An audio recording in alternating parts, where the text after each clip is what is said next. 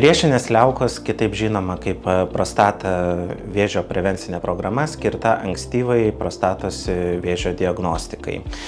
Ši programa Lietuvoje yra skirta visiems vyrams nuo 50 iki 69 metų, tačiau jeigu artimiausia giminiai, tai yra tėvui, broliams, yra buvęs diagnozuotas prostatos vėžys, šita programa yra pradedama nuo 45 metų. Jos metu yra imamas veninio kraujo tyrimas, jame yra tyriamas taip vadinamas PSA arba prostatos specifinio antigeno koncentracija kraujyje. Yra svarbu dalyvauti prostatos vėžio prevencinėje programoje, nes kuo anksčiau yra diagnozuojamas priešinės liaukos arba prostatos vėžys, tuo didesnė tikimybė, kad gydymas dėl jo bus efektyvus, bus mažesnė komplikacijų susijusių su gydymu rizika, pats gydymas bus mažiau agresyvus bei pagerės paciento išgyvenamumas ir bendra gyvenimo kokybė. Patikros metu iš pradžių įimamas tik veninio kraujo tyrimas ištyrimui dėl PSA arba prostatos specifinio antigeno koncentracijos kraujyje. Jeigu tyrimo atsakymas yra normos ribose, paprastai tuo yra ir apsiribojama ir tiesiog programa yra tęsiama.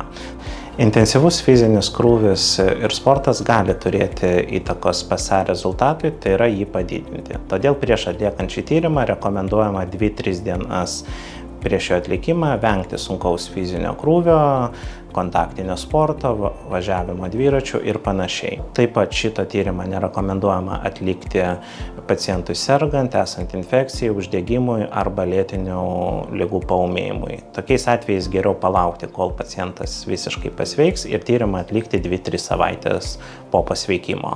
Pabaigai tai norėčiau pridurti, kad nuo šios programos įvedimo Lietuvoje iš tiesų pagerėjo prostatos arba priešinės liaukos vėžio statistika. Tai yra padaugėjo ankstyvose stadijose aptinkamų navikų ir sumažėjo vėlyvose stadijose aptinkamų navikų skaičius. Tačiau prostatos arba priešinės liaukos vėžys iki šiol išlieka vienas pačių dažniausių onkologinių susirgimų tarp vyrų tiek Lietuvoje, tiek pasaulyje. Ir kaip ir dauguma kitų onkologinių susirgymų, ankstyvose stadijose prostatos vėžys paprastai būna besimptomis, o simptomai atsiranda tik esant ženkliam ligos progresavimui. Todėl kiekvienam vyrui, kuriam pagal programą priklauso PSA tyrimo atlikimas, rekomenduočiau šioje programoje dalyvauti.